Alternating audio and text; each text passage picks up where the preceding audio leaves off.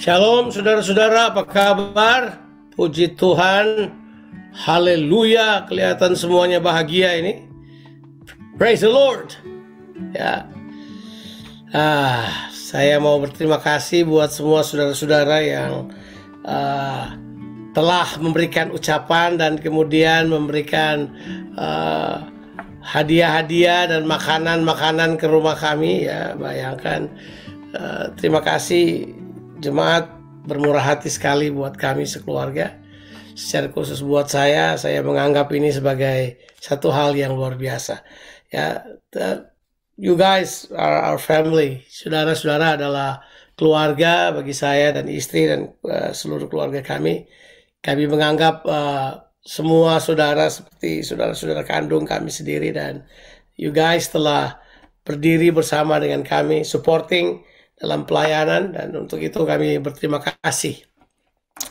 Baik, thank you buat itu. Saya bersyukur juga pada Tuhan karena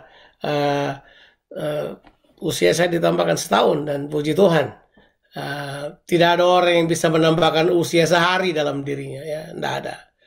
Kalau Tuhan masih kasih kesempatan kita hidup, berarti Dia mau kita memberi buah yang lebih banyak dalam kehidupan kita ini. Nah, mari kita buka Alkitab kita dalam Yesaya 56. Enggak lah. Tahun lalu saya mulai Yesaya 55 karena umur saya 55. Masa tahun ini Yesaya 56 karena umur saya 56. Nah, kita akan membaca hari ini di dalam kitab Filipi pasalnya yang pertama. Kita akan baca ayatnya ke-27 sampai ayatnya yang ke-29. Saya akan memberi judulnya, namanya Pertempuran Iman. Nah, saudara, tidak tahu apa saudara sudah tahu apa belum diberitahu pada saudara, tapi tema kita tahun 2020 ini adalah participation. Kita diminta untuk berpartisipasi untuk semua rencana Tuhan di dalam kehidupan ini. Memang Tuhan memanggil semua kita untuk masuk di dalam partisipasi tersebut. Jadi kita sebut sebagai partisipasi di dalam iman, dalam kerajaan Allah. Iman dari Injil kerajaan Allah. Nah, di dalam kehidupan kita tentu tahu, sudah membahas, bayangkan dari berapa bulan tuh, dari bulan 10 sampai kita selesai bulan Desember kemarin. Tema saya berulang-ulang disampaikan pada saudara tentang crossover, menyeberang ke seberang. Kita mengambil contoh banyak dari kehidupan bangsa Israel. Nah, setelah mereka menyeberangi sungai Yordan itu bersama dengan Yosua, kepemimpinan baru, tuntunan baru, pendekatan baru, daerah baru, jalan baru. Tapi apa yang harus terjadi? Begitu mereka menyeberang sungai Yordan, tebak mereka ketemu siapa? Mereka ketemu Tuhan. Tapi mereka ketemu Tuhan bukan Tuhan yang datang bagi-bagi roti, Tuhan yang datang kasih makan mereka, tapi mereka datang ketemu Tuhan sebagai panglima bala tentara Allah. Betul ya? Saudara baca? Kalau saudara baca di dalam kitab Yosua pasalnya yang kelima, terakhir, bagian terakhir, ya, kemudian pasal 6 adalah mereka merebut Jericho. Kita tahu cerita itu. Nah, tapi ini yang saya mau dudukkan pada perspektif kita sebelum kita baca Filipi pasalnya yang pertama ayatnya ke-27 sampai ayatnya yang ke-30. Bahwa kita telah masuk ke tanah perjanjian. Kita sudah sampai, tapi itu bukan berarti kita berhenti bertempur. Kita berhenti engage war. Kita berhenti. Tidak. Justru kalau kita perhatikan, ya, di pertempuran sebelumnya Tuhan berperang ganti mereka. Tapi sekarang udah beda. Di tanah perjanjian justru saudara harus berperang untuk merebut atau mempertahankan janji dan hak yang Tuhan sudah berikan pada saudara. Janji dan warisan yang Tuhan sudah berikan pada saudara. Kalau saudara tidak merebutnya, saudara tidak akan mendapatkannya. Dan istilah ini kita harus mengerti. Tuhan mau saudara berpartisipasi di dalam apa yang Dia kerjakan. Tadinya Dia mengerjakannya buat saudara, saudara diam aja. Ayat yang paling digemari oleh orang, Tuhan akan berperang ganti kamu, kamu akan berdiam diri saja. Tapi masuk ke tanah perjanjian, Tuhan berkata, no, no, no, no. This is a different ways of doing things. I want you also to engage war. Supaya kamu mengerti yang namanya kemenangan itu apa. Kamu mengerti yang namanya perjuangan itu apa. Kamu mengerti Tuhan mau manusia berpartisipasi bersama dengan Tuhan. Supaya mengerti bekerja sama dengan Tuhan itu apa. Saudara, tema besar di dalam Alkitab salah satunya adalah Tuhan mengajak umatnya untuk bekerja sama dengan dia, menjalankan rencana penebusannya, menjalankan rencananya, rencana kerajaannya di muka bumi ini. Bersyukurlah bahwa Tuhan memanggil saudara dan saya. Haleluya. Nah, sekarang kita akan membaca ayatnya yang ke-27 dari kitab Filipi. Nah, tentu sudah tahu Paulus menulis surat ini, bukan Paulus lagi ada di headquarters besar dengan tentara, lagi pegang senjata, lagi enggak. Dia lagi dalam penjara. Dia menulis surat di Filipi ini untuk jemaat di Filipi. Dan ini bunyi suratnya. Saya bacakan pada saudara ayat 27 sampai 30. Hanya hendaklah hidupmu berpadanan dengan Injil Kristus, supaya apabila aku datang, aku melihat. Dan apabila aku tidak datang, aku mendengar bahwa kamu teguh berdiri dalam satu roh, dan sehati sejiwa, berjuang untuk iman yang timbul dari berita Injil, dengan tiada digentarkan sedikit pun oleh lawanmu. Bagi mereka semuanya itu adalah tanda kebinasaan, tetapi bagi kamu tanda keselamatan, dan itu datangnya dari Allah. Sebab kepada kamu telah dikaruniakan bukan saja untuk percaya kepada Kristus, melainkan juga untuk menderita untuk Dia dalam pergumulan yang sama seperti yang dahulu kamu lihat padaku, yang sekarang kamu dengar tentang aku. Nah, ayat ini tentu sudah tahu Paulus memberitahukan juga keadaannya dia dalam penjara. Dia memberitahukan apa yang dia hadapi dan pertempuran apa yang dia hadapi. Dan itu hal yang luar biasa sekali. Mari kita lihat apa yang terjadi dengan bangsa Israel sebagai gambaran kita, paradigm kita untuk lihat bagaimana bangsa Israel setelah masuk di tanah Kanaan. Saya katakan pada saudara, pertama setelah masuk ke tanah Kanaan, mereka berjumpa dengan siapa? Mereka berjumpa dengan itu panglima bala tentara Allah. Saudara tentu tahu cerita itu ditulis di dalam Yosua pasal 5 ayat yang ke-13. Begitu mereka menyeberang, sekarang mereka berjumpa dengan panglima bala tentara Allah. Ya. Sebelumnya mereka sudah adakan perjanjian, mereka sudah disunat kembali. Sekarang mereka betul-betul baru, mereka sudah terlepas penuh dari Mesir.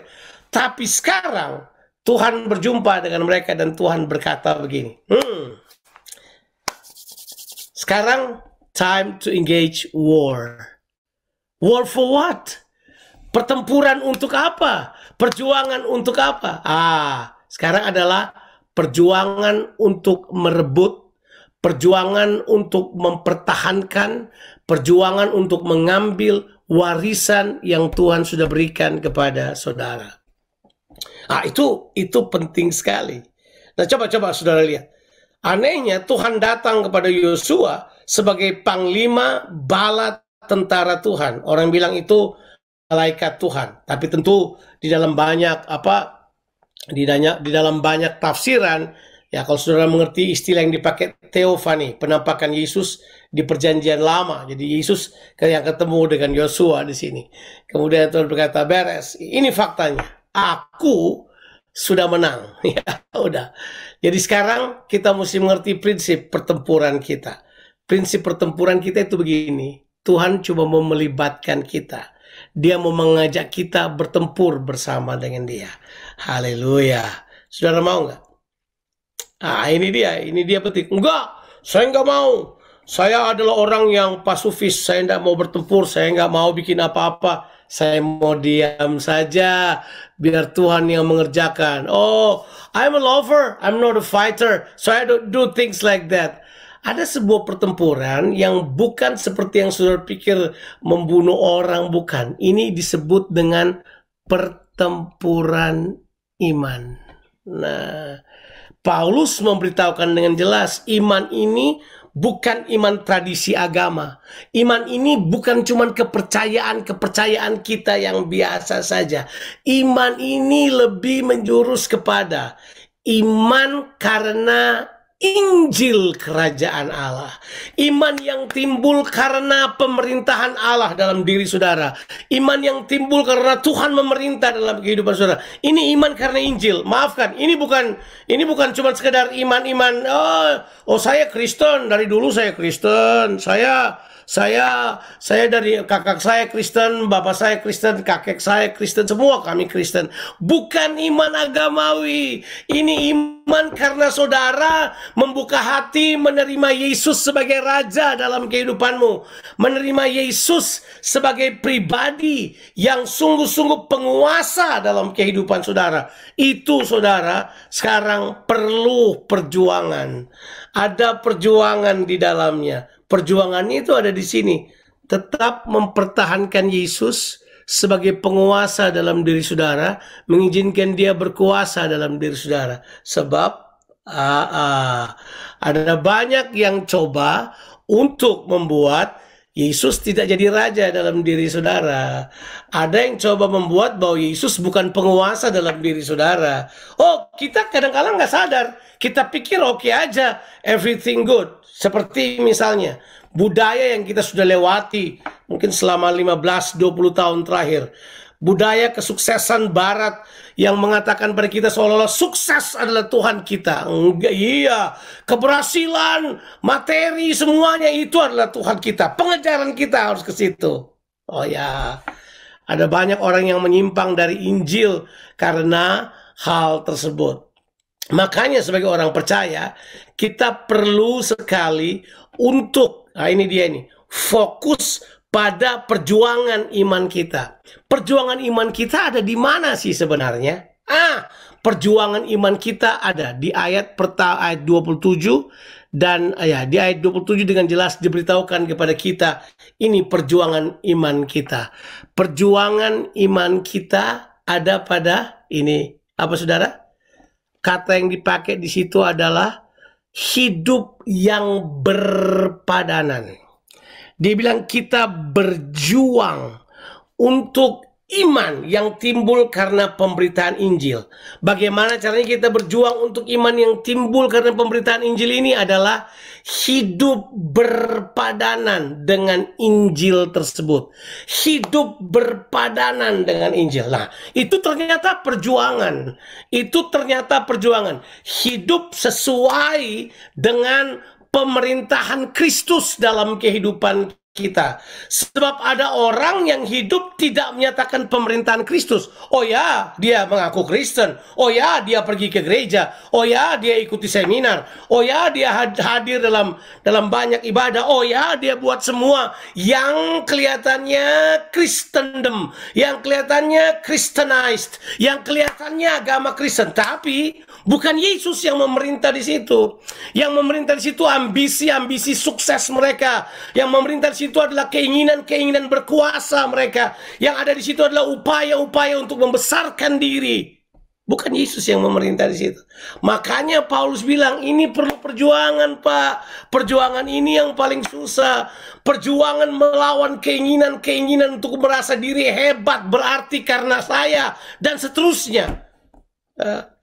Mentalitas untung ada saya, karena saya ada ini semuanya maju, karena saya ini semua terjadi. Saudara, mari saya beritahu pada saudara, untuk hal tersebut kita perlu sekali bertempur, berjuang untuk melawan hal-hal tersebut. Makanya Paulus beritahu, tidak ada yang selamat karena tradisi mereka.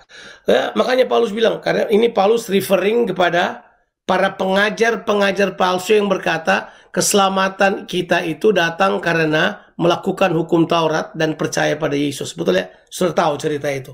Pengajaran yang muncul dari Yudaisme yang memaksakan ajaran-ajaran Yudaisme mereka kepada praktek-praktek kerajaan Allah, praktek kekristenan. Nah, kita lihat di sini bahwa Paulus bilang, kamu harus hidup berpadanan. Apa kata kunci untuk hidup berpadanan? Kalau saudara baca di ayat yang ke-27. kita harus memiliki konsistensi di dalam hidup berpadanan dengan Injil. Konsisten, ya. Konsistere itu berarti berdiri bersama, teguh berdiri bersama, konsisten. Kita berjalan bersama, kita tetap day in day out kita konsisten. Makanya Paulus bilang, aku mau kamu tetap berdiri dan berjuang. Aku ada, aku melihat, aku tidak ada, aku mendengar. Itu dia bilang. Itu jelas kan dia bilang. Ya, so, apabila aku datang, aku melihat, dan apabila aku tidak datang, aku mendengar bahwa kamu teguh berdiri, bahwa kamu konsisten kepada Injil yang kamu percayai. Ini pertanyaan penting buat kita sekalian yang harusnya menjadi pertanyaan terus-menerus dalam kehidupan kita. Bahwa kita mau supaya pemerintahan Tuhan terus berlaku atas kehidupan kita. Yesuslah yang menjadi yang utama dalam kehidupan kita. Dalam pemerintahan Tuhan kita mengetahui Dia telah memilih kita sebelum dunia dijadikan untuk menjadi serupa dengan Dia. Makanya perjuangan kita adalah perjuangan keserupaan. Kalau kita tidak konsisten, kita akan sangat gampang diserang. Coba kita lihat ayatnya yang ke-28. Serangan kerajaan kegelapan itu, menurut kata Paulus, itu dia bilang begini, dengan tiada digentarkan sedikit pun oleh lawanmu. Lawan berusaha menggentarkan saudara. Ya, lawan berupaya untuk ini, kata saya pakai, mengintimidasi saudara. Intimidate you to stop. Intimidate you to stop doing what you supposed to do. Menghentikan saudara untuk melakukan apa yang saudara harus lakukan. Menghentikan saudara untuk mempercayai apa yang saudara harus terus percayai. Menghentikan saudara untuk mengerjakan hidup seperti Kristus yang berpadanan dengan Injil. Itu dia berupaya intimidasi kita. Orang terintimidasi bisa karena banyak hal. Orang bisa terintimidasi karena keadaan. Kalau zaman sekarang lebih jauh. Orang bisa terintimidasi karena berita. Oh, sosial media intimidate kita, dikit-dikit ini, dikit-dikit itu. Ya. Orang terintimidasi. Justru kita sebagai orang yang selalu mendengarkan kabar baik, kita harusnya tidak mengizinkan kabar yang lain bisa mengganggu kehidupan kita. Karena harusnya kita punya kabar baik, kan? Jangan biarkan kabar-kabar yang tidak penting dari Facebook, dari Twitter, dari YouTube datang menguasai kita. Saudara, saya tetap mau katakan pada saudara, kelihatannya bodoh sih statement ini. Tetaplah bijak di dalam mendengarkan berita-berita dari internet dan tidak cepat-cepat membagikan, sharing hal-hal yang tidak perlu, yang hanya mendatangkan mendatangkan intimidasi dalam diri orang lain. Berhenti itu. Kita tidak perlu. Ya, kita seperti merasa penting banget tuh, saya ingin tidak perlu. Tidak perlu disampaikan, ya. Apalagi berita-berita orang yang berkata, sebarkan kesekian orang, sebarkan untuk selamatkan jiwa orang. Oh ya, berita mereka bisa selamatkan jiwa orang. Oh, oke. Jadi berita Injil yang selamatkan hidup orang dari kematian kekal, kita anggap tidak perlu kita beritakan. Saya mengatakan pada saudara satu hal yang sangat penting ini. Jangan biarkan hidupmu terintimidasi oleh apapun dari kerajaan lawan. Jangan. Intimidasi itu adalah salah satu bentuk sihir yang paling rendah. Kalau dia bisa intimidasi saudara, dia bisa kuasai saudara. Dia bisa intimidasi saudara dalam banyak hal. Saya masih ingat, saya mengalami pengalaman intimidasi. Saya masih ingat. Oh, sampai sakit, Pak. Ya, saya pindah ke Toraja, mengembalakan di Toraja karena waktu itu kita baru menikah, menjadi gembala gereja GBI Kasih Persaudaraan di Toraja. Saya masih ingat banget. Kita kerjakan beberapa, saya masih ingat. Ya, kita putuskan beberapa hal, kita kerjakan beberapa hal. Saya masih ingat intimidasinya itu luar biasa banget. Saya lagi tidur, ya, istri saya, ya, kalau tidak salah dia waktu itu baru hamil anak yang pertama ya, si JC ya salah ya. Itu betul. Ya, saya lagi tidur tiba-tiba ya, nggak tahu saudara pernah ketemu setan apa tidak, tapi setan datang pada saya dan berkata begini, ini kata dia pakai pada saya bunuh kamu. Tapi dia ngomongnya pakai bahasa Inggris loh, nggak tahu kenapa. I'll kill you. I kill you. Saya bangun, saya takut banget. Takut sekali, saya takut. Wah, saking takutnya, itu saya sakit. Saya throw up, saya muntah-muntah, panas badan saya tinggi banget. Ya, sampai jarang-jarang saya sampai dibawa ke rumah sakit, didorong pakai kursi roda itu. Pasti muda banget. Bawa ke rumah sakit, diperiksa, panasnya 39, 40 gitu. Dokter bilang sedikit lagi kalau kamu lebih panas, kamu lari keluar telanjang-telanjang ini pasti. Jadi rusak otakmu gitu, dia bilang begitu. Saya dibawa kemudian itu betul-betul saya rasa seperti terintimidasi. Terus yang lucu, intimidasinya bertambah lagi. Itu tiap malam di belakang rumah kita bunyi burung, ada burung yang bunyi. Yang menurut kepercayaan orang Toraja, kalau burung itu bunyi katanya ada orang mau mati di rumah itu. Oh my God, orang kemudian dicekam. Kita jadi ketakutan. Itu 3 hari panas saya tinggi, nggak tahu apa penyebabnya. Dokter kira demam berdarah, dokter kira infeksi tenggorokan, dokter kira apa, nggak ada, kaget. Tapi kemudian saya sadar, tiba-tiba itu ayat itu muncul. Ya, ini ayat itu muncul bahwa saya dipanggil bukan untuk mati di sini. Saya ada di sini bukan untuk mati di sini. Ya, itu ayat yang muncul, ada 2 ayat itu yang muncul. Salah satunya adalah Efesus 2 ayat yang 10. Ini Jonathan buatan Allah, diciptakan dalam Kristus untuk mengerjakan pekerjaan baik. Tidak ada orang yang akan menghentikan saya mengerjakan hal tersebut. Saya berdiri, buka jendela, saya berteriak, saya tidak takut pada iblis. Saya beritahu buat dia, saya tidak mau terintimidasi. Bebas tuh, bersih. Seringkali intimidasi bisa datang pada kita. Apalagi waktu-waktu sekarang kan, batuk sedikit udah merasa mau mati besok pagi. Ya, baru panas sedikit kita rasa bahwa kita sudah. Enggak, tidak saudara. Jangan kita berpikir terintimidasi oleh keadaan apapun. Kita bisa terintimidasi oleh kesehatan kita sendiri. Kita boleh terintimidasi oleh apapun. Paulus beritahu buat kita, tidak perlu terintimidasi dengan apapun. Tidak perlu. Tidak perlu. Orang mungkin berkata, ini kayaknya buat dunia itu tanda kebinasaan. Buat kita tidak. Buat kita itu adalah tanda keselamatan. Buat kita itu adalah tanda keselamatan. Nah, pertanyaannya begini.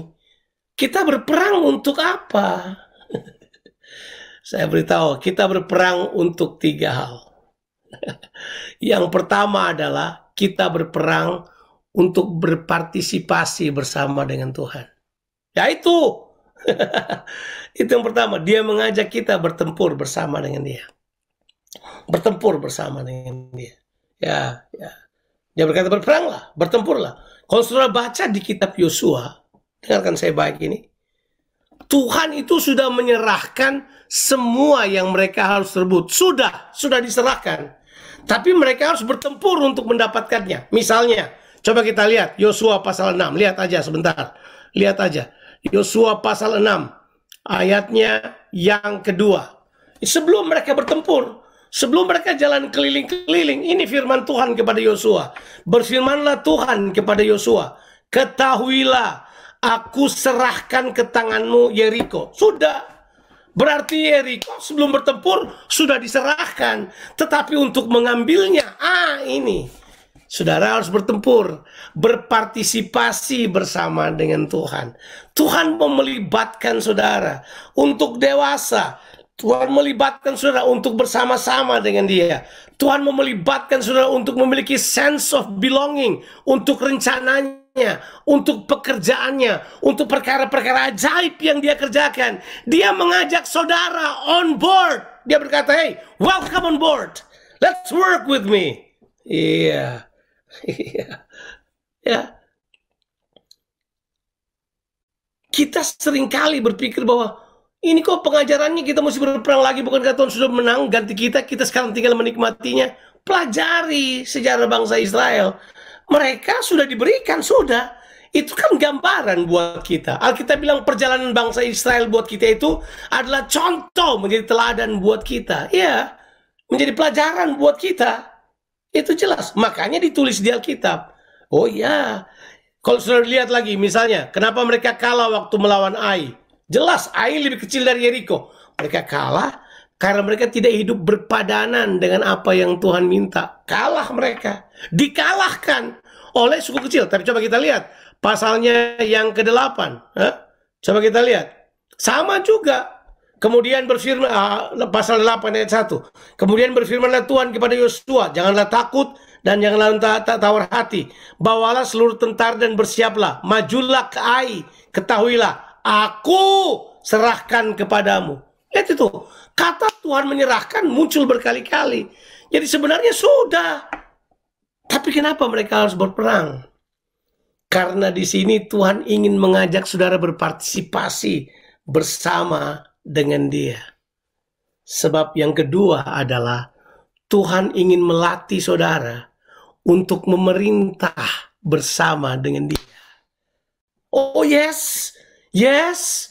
Kita diajak oleh Tuhan untuk memerintah bersama dengan Dia. Oh ya, Alkitab kan sudah bilang bahwa kita telah ditentukan dari semula untuk menjadi serupa dengan Dia, supaya kita memerintah bersama dengan Dia.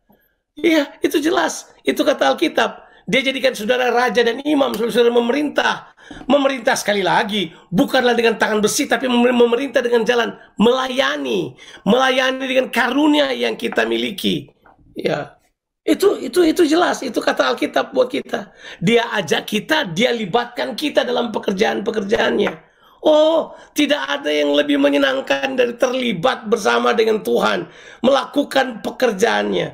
Saya sudah ada di dalam bisnis kerajaan Allah ini, the business of the Father, untuk kurang lebih 40 tahun ini. Ya, tahun ini saya 40 tahun lahir baru dan langsung terlibat dalam pelayanan bersama dengan Tuhan. Sejak pertama saya menerima Tuhan, saya bertobat, saya dilahirkan kembali. Saya terlibat mengerjakan pekerjaan pelayanan. Saya terlibat melakukannya. Dan saya tidak pernah mundur, tidak pernah menyesal. Karena saya beritahu pada saudara, itu adalah hal yang paling utama. Tidak ada yang lebih berbahagia daripada terlibat dengan apa yang Tuhan ajak kita masuk di dalamnya, terlibat dalam rencananya yang ajaib. Yuk bersemangat di awal tahun ini. Ada banyak hal yang Tuhan sedang siapkan buat kita. Dia sudah siapkan buat kita. Dia, kalau kata saya pakai, dia sudah serahkan buat kita. Tapi kita tetap harus bertempur di dalam penyesuaian kehidupan. Oh ya, oh yes. Yang ketiga, mengapa dia mau kita bertempur? Yang pertama, dia mengajak kita terlibat di dalamnya, partisipasi. Yang kedua, dia memelatih kita untuk memerintah bersama dengan Dia. Tetapi yang ketiga, ya, supaya saudara sadar bahwa warisan yang saudara terima begitu berharga, sehingga saudara tidak akan buang begitu saja. Saudara tidak menyia-nyiakan warisan yang Tuhan berikan pada saudara. Sehingga saudara akan pindahkan warisan itu kepada anak cucumu. Saudara akan pindahkan warisan itu kepada generasi berikutnya. Disinilah terlibat dalam pelayanan generasi adalah hal yang sangat penting. Disinilah peran ayah dan ibu dalam pelayanan generasi, membesarkan anak-anak mereka dalam iman kepada Allah, merupakan hal yang sangat penting. Tahu nggak yang iblis berusaha kerjakan sekarang? Dia berusaha supaya generasi berikut tidak mewarisi iman yang saudara miliki. Ya, harus diakui. Harus diakui. Bahwa kita hidup di Australia tidak mudah, seperti membalik telapak tangan. Semua sistem yang sedang dibawa adalah banyak sekali sistem yang berkata kamu tidak perlu percaya Tuhan lagi. Kamu tidak perlu bergantung kepada Tuhan lagi. Kamu pintar, kamu smart, kamu cerdas, kamu bisa kerjakan apa aja dengan kemampuanmu sendiri. Makanya generasi kita sekarang ini bergumul untuk memindahkan iman dari diri mereka kepada generasi berikutnya. The greatest warfare kita adalah second generation, generasi berikut ini yang sedang Tuhan bawa kepada umatnya untuk kemudian yuk kita rebut. Jangan biarkan kita kehilangan mereka. Cuma karena kita kasihan, kita lebih kasihan mereka tidak main game daripada kita kasihan mereka tidak dengar firman Tuhan. Kasihan Bang Jo, mereka nggak main game, nanti mereka jadi gila, jadi buntu. Hah? Kamu lebih kasihan mereka tidak main game, tapi kamu tidak kasihan mereka tidak dengar Injil, tidak percaya pada Tuhan. Pertempurannya ada di situ, bapak-bapak, ibu-ibu. Ya. Pertempurannya ada di situ. Mari, saya mau mengajak kita sekalian untuk hidup berpadanan dengan Injil. Karena Tuhan mau memberitahukan pada kita. Yang ketiga ini yang penting sekali. Hei, warisan ini sangat berharga. Makanya Tuhan bawa saudara untuk berjuang bersama. Supaya kamu tahu. Makanya Tuhan beritahu buat kita. Kalau kita tidak konsisten memang berbahaya. Yuk, saya sudah pernah share ini buat saudara, tapi saya baca lagi ayatnya. Hanya untuk ingatin saudara aja. Yosua 18 ayatnya yang ketiga. Masalahnya tahu nggak? Kita kemudian malas, kita berhenti mencapai apa yang Tuhan sudah serahkan pada kita. Kita berhenti mengambil apa yang Tuhan sudah berikan buat kita. Yosua 18 ayat yang ketiga. Ini sudah bagian-bagian terakhir. Ini semua sudah berjalan baik. Tapi tetap masih ada saja orang Israel. Ya, masih ada 7 suku di antara orang Israel yang belum mendapat milik pusaka. Udah dikasih belum dapat. Aneh kan? Udah diserahkan belum dapat. Menurut saudara kenapa tuh? Udah diserahkan belum dapat. Kenapa? Ayat yang ketiga saya mau bacakan pada saudara. Yosua pasalnya yang ke-18 ayatnya yang ketiga. Sebab itu berkatalah Yosua kepada orang Israel, berapa lama lagi kamu bermalas-malas sehingga tidak pergi menduduki negeri yang telah diberikan Tuhan diberikan kepadamu oleh Tuhan Allah nenek moyangmu. Oh, jadi ternyata penyebab utama mereka itu karena mereka malas. Saya takut kita jadi slack secara rohani. Saya takut kita dengan mudah menaruh pedang kita dan menyerah.